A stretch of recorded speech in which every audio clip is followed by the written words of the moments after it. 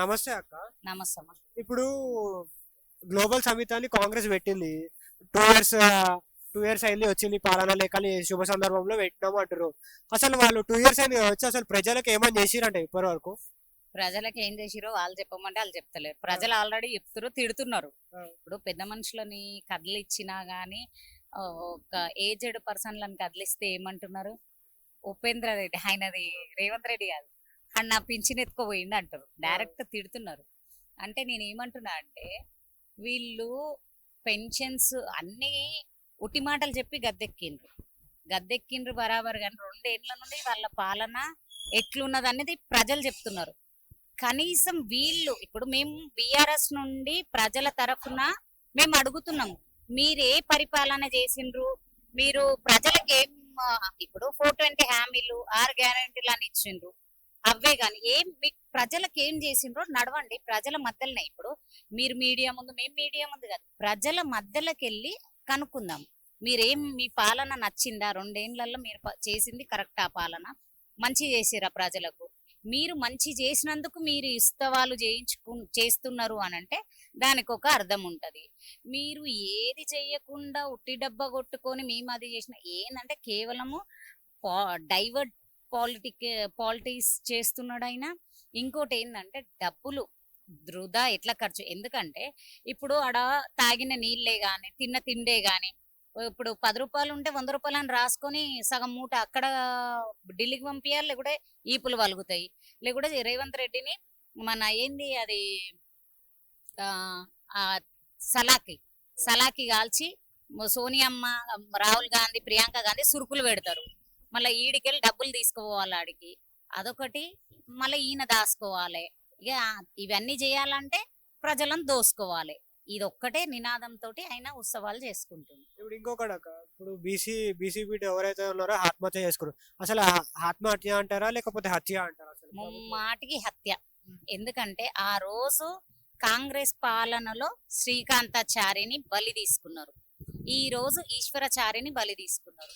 ఇంకోటి ఏంటంటే చనిపోతే కూడా అబ్బాయిని ముంగట్కెళ్ళి బాడీని ముంగటికెళ్ళి లేకుండా వెనకల దొడ్డిదారిలో ఎవరిని తెస్తారు? దొడ్డిదారిలో తీసుకొచ్చిర్రు. సరే, దొడ్డిదారిలో తెచ్చిర్రు, కనీసం పరామర్శించిండ్రా? లీడర్లన్న పోయిండ్రా? మైకు రాగానే, మీడియా ముందుకు రాగానే అందులో 2 మురికిలు ఉన్నారు. ఎవరు? సంధ్యారెడ్డి అని, కాల్వ సుజాత అని. ఆ 2 మురికిలు మూసి మురికి మొత్తం వాళ్ళ నోళ్ళల్లో కారుతుంది. మళ్ళీ ఇప్పుడు ఎక్కడ పోయి 3 రోజులలో అసలు ఏ మీడియా ముందు కనబడతలేరు. ఒక బీసీ బిడ్డ ఆ బీసీ నినాదంతో మనస్తాపానికి గురై బీసీ రిజర్వేషన్ కోసం అబ్బాయి ప్రాణ త్యాగం చేసింది. ఆ త్యాగం మీకు కనబడతలేదా? ఇప్పుడు కాంగ్రెస్ లో కూడా నాయకులు ఉన్నారు. ఓ మీడియా కేసీఆర్, కేటీఆర్, హరీష్ రావు అది ఇది అని మాట్లాడతారు. ఏడున్న ఒక బిడ్డ చనిపోతే, బీసీ బిడ్డ చనిపోతే ఇదే మహేష్ గౌడ్ ఏడున్నాడు? ఇప్పుడు మహేష్ గౌడ్ రెడ్డియా బీసీయా? ఇప్పుడు ప్రజలు అడుగుతున్నారు, ఆయన రెడ్డిల చేతుల కీలు బొమ్మలాగా ఆడుతున్నాడు, రెడ్డియా లేకుంటే బీసీయా? మహేష్ గౌడ్ గారికి నేను ఒకటే మాట, ఒక బీసీ బిడ్డ చనిపోతే పరామర్శించడానికి చేతగాని మీకు పీసీసీ పదవి అవసరమా? మీరు బీసీల కోసము ఒక గొంతెత్తని మీకు ఆ పదవి అవసరమా? అసలు మీకు ఆ పదవికి అర్హులైనా మీరు? ఒక బీసీ బిడ్డ అమానుషంగా మనస్తాపానికి గురై ఒక 42% రిజర్వేషన్ కోసము ప్రాణ త్యాగం చేసిండు. అది ముమ్మాటికి కాంగ్రెస్ వాళ్ళ హత్య, ప్రాణ త్యాగం. ఇప్పుడు ఎవరే కానీ చిన్న చిన్న పిల్లలు ఉన్నారు, ఆ 3 పిల్లలను ఎవరు చూసుకోవాలా? ఆ భార్య పాపం మీడియాతో మాట్లాడుతుంది, ఆమె ఏం మాట్లాడాలో కూడా ఆమెకు అర్థమైతలేదు. అంటే భర్త చనిపోయిన దాంట్లో ఉంది, 3 పిల్లలు ఉన్నారు.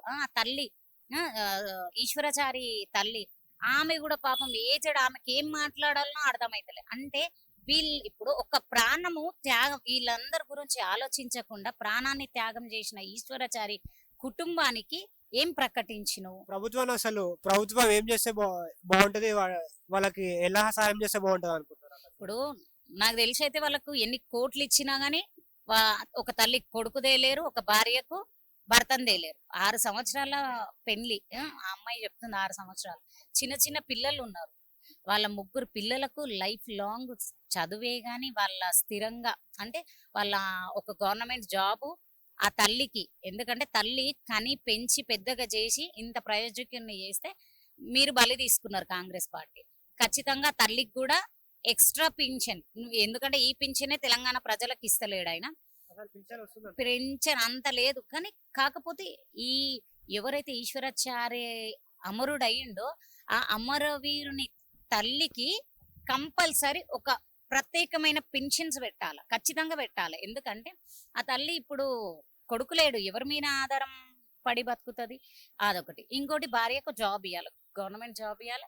ఆ పిల్లలకు చదువు పరంగానే గాని వాళ్ళు అన్ని ఆర్థికంగా ప్రభుత్వం సాయం చేయాలి. అసలు ఇప్పుడు కాంగ్రెస్ ప్రభుత్వం అసలు దానిపైన ఫోకస్ చేయకుండా ఇప్పుడు మెస్సీ వస్తున్నా దానిపైన ఫోకస్ చేస్తారు. అసలు దీని దగ్గరకు వచ్చి అసలు ఏమైనా చేసిరంటారు? ఏమన్నా కనీసం ఒక్క నాయకుడు అన్న కాంగ్రెస్ వాళ్ళు మాట్లాడారా? మైకు పట్టుకోగానే ఓ అందరు ఏమనంటే కేసీఆర్, కేటీఆర్, హరీష్ రావు కేవలం బీఆర్ఎస్ అని టార్గెట్ చేసే నాయకులను అడుగుతున్నా. 3 రోజుల నుండి ఏడ చచ్చిండ్రు, 3 రోజుల నుండి ఏడ పడుకురు. మీ రేవంత్ రెడ్డి మిమ్మల్ని బొందబెట్టిండా? మీ నోర్లను బొందబెట్టిండా? ఇప్పుడు మీకు కొంచెమన్నా ప్రజల్లో మేము తిరుగుతాము, ఆయన అంటే సీఎం, ఆయన గద్దెక్కినాక గద్దెక్కక ముందు ఒక మాట, గద్దెక్కినాక ఒక మాట. ఆయన అంటే ఏసీ కార్లలో తిరుగుతాడు, ఏసీ కార్లలో ఉంటాడు, ఏసీ రూమ్లలో ఉంటాడు. ఆయన దాకా పోవాలంటే చాలా కష్టం. కనీసం మీరన్న ప్రజల్లో ఉంటారు కదా, మిమ్మల్ని తన్నరా పట్టుకొని చెప్పులతో కొట్టరా ప్రజలు? రేవంత్ రెడ్డి వాళ్ళకి స్టెప్ ఇచ్చినట్టుంటారంట. ఏమన్నా అసలు ఏమన్నా కొంచెమన్నా సిగ్గుశనం ఈ మన కాంగ్రెస్ ప్రభుత్వానికి ఉందా? సోయి లేకుండా పిల్లగాడు చస్తే మీరు సంబరాలు చేసుకుంటారు. సంబరాల మీద ఉన్న మీ ధ్యాస, సంబరాల మీద ఉన్న మీ ఆశ ఒక పిల్లగాని మరణం మీద లేదా, ఒక బీసీ బిడ్డ మీద లేదా? ఇప్పుడు మన గ్రౌండ్లు తయారు చేస్తున్నాడు ఆయన. ఆ గ్రౌండ్లు ఎవరి కోసం, ఎవరిని ఉద్ధరించడానికి? 5 కోట్లు ఈ రేపు ఆయన మెస్సీ వస్తున్నాడు, ఆ మెస్సీ కోసం 5 కోట్లు పెడుతున్నాడు. మన ఉప్పల్ గ్రౌండ్ లో క్రికెట్ గ్రౌండ్ ని ఫుట్బాల్ గ్రౌండ్ చేస్తున్నారు. ఆ రోజేమో ఈ కార్ రేసు అసలు ఏం లేదు, ఈ కార్ రేస్ అంటే ఏం కాదు, శూన్యం అని అన్న పలుకులు పలికిండు, చిలక పలుకులు మన రేవంత్ రెడ్డి. మళ్ళీ ఇప్పుడు దీంతో ఎవరికి లాభం? ఒక బీసీ బిడ్డ చనిపోతే నువ్వు 5 కోట్లు ఖర్చు పెట్టడానికి నీకు వచ్చింది, కానీ అక్కడ ఎన్ని కోట్లు పెడుతున్నావు అది ఇంకా లెక్కలేదు. ఇప్పుడు ఇన్ని కోట్లు ఖర్చు పెట్టి నువ్వు ఇంత చేస్తున్నావు. ఒక బిడ్డకు చనిపోతే, బీసీ బిడ్డ చనిపోతే ఒకటి ప్రకటించడానికి నోరొస్తలేదు నీకు. ఎందుకు వస్తలేదు? ఎందుకంటే బీసీ బిడ్డలు నిలదీస్తలేరు కాబట్టి, బీసీ కాంగ్రెస్ నాయకులు నిలదీస్తలేరు. ముఖ్యంగా మహేష్ గౌడ్ అనే బీసీ బిడ్డనా, ఆయన రెడ్డి బిడ్డనా నాకు అర్థమైతలేదు. ఒక్క మాట కనీసం పరామర్శించడం తప్పి అది కూడా లేదు.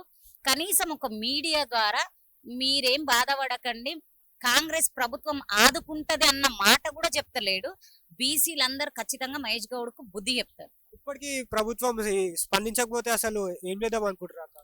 ఖచ్చితంగా కులాలకు అతీతంగా పోయి ఆ చిన్న పిల్లలకు న్యాయం జరగాల, ఆ 2 ఆడవాళ్లకు తల్లికి భార్యకు న్యాయం జరగాల. ఖచ్చితంగా పోరాడతాం.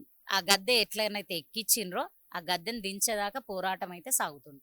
జూబ్లీస్ బై ఎలక్షన్స్ అని నవీన్ యాదవ్ వచ్చిండు. సో నవీన్ యాదవ్ ఇప్పుడు రేవంత్ నగర్ గ్రౌండ్ పైన గ్రౌండ్ ఉంటుంది కదా, ఆ గ్రౌండ్ ని తీసేసి హాస్టల్స్ పెడదాం అంటారు. సో దాని గురించి ఏమంటారు? ఆ రోజే మేము చెప్పినాం బీఆర్ఎస్ వాళ్ళం, రౌడీలు కబ్జా కోర్లు అని చెప్తే ఓ పెద్ద పెద్ద డైలాగులు కొట్టిరు.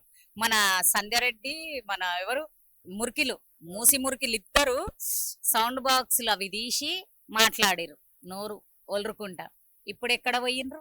ఇప్పుడు గెలిచిందేదో ఆ గెలుపు మీది కాదు, ఆ గెలుపు ఏందో ప్రజలకు తెలుసు.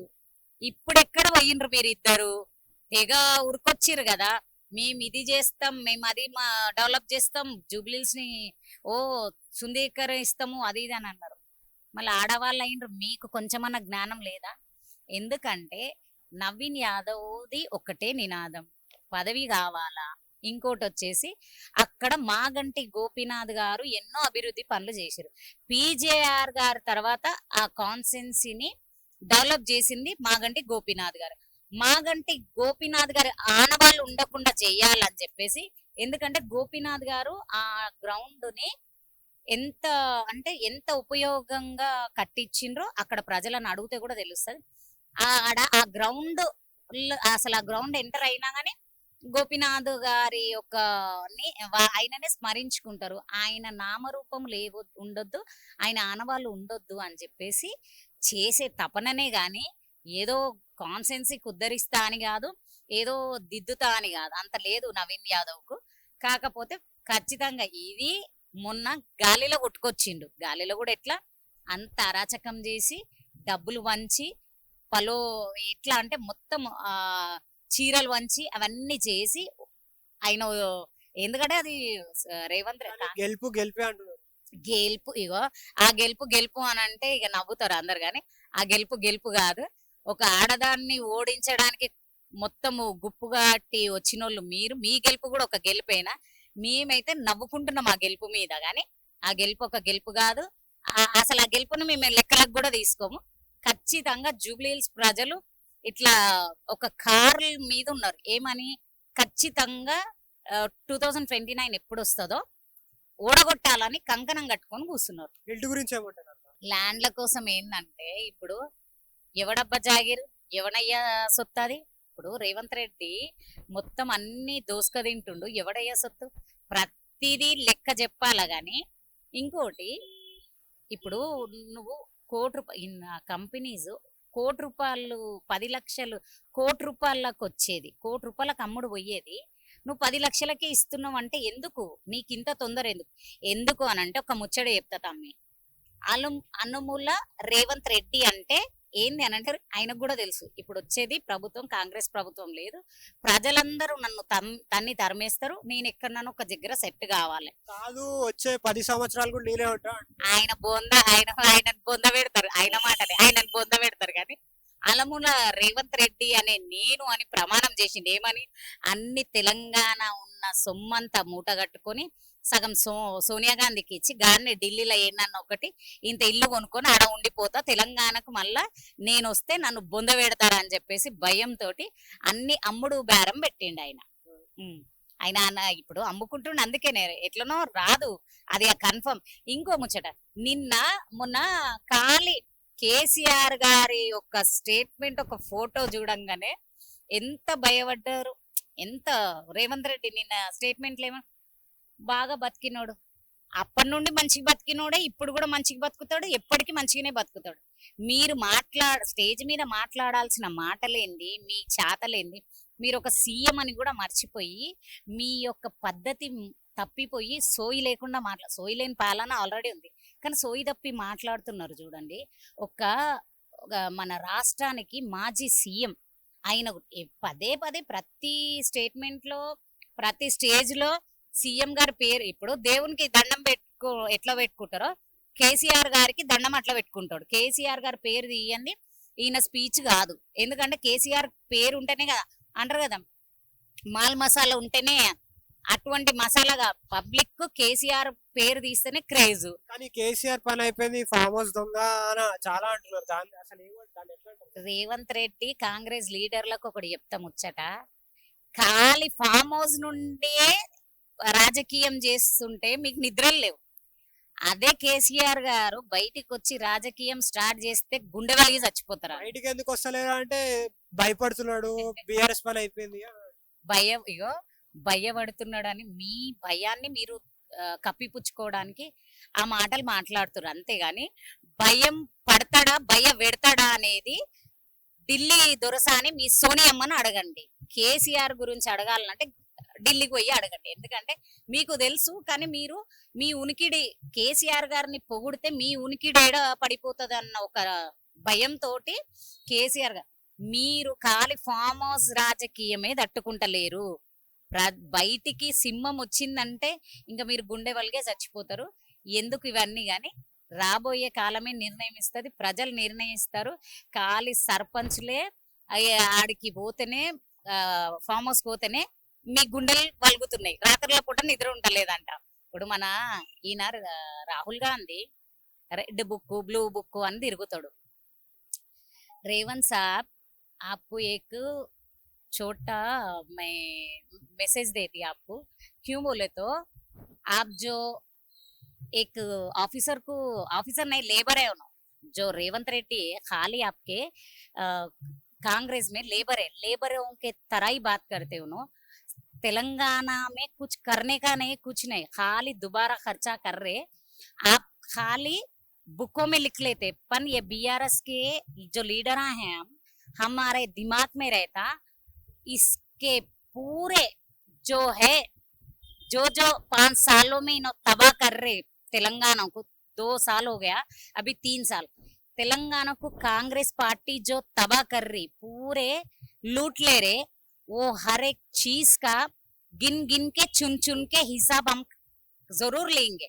वो आप लिख के रख लो, क्यों बोलता आपका ने बुक रहता ना, ये बात लिख के रख लो। और वो गिनने चुनने में जो हिसाब रहता ना, आपको भी दिल्ली में से गली में बिठा के आपसे भी हिसाब लेंगे हम लोग।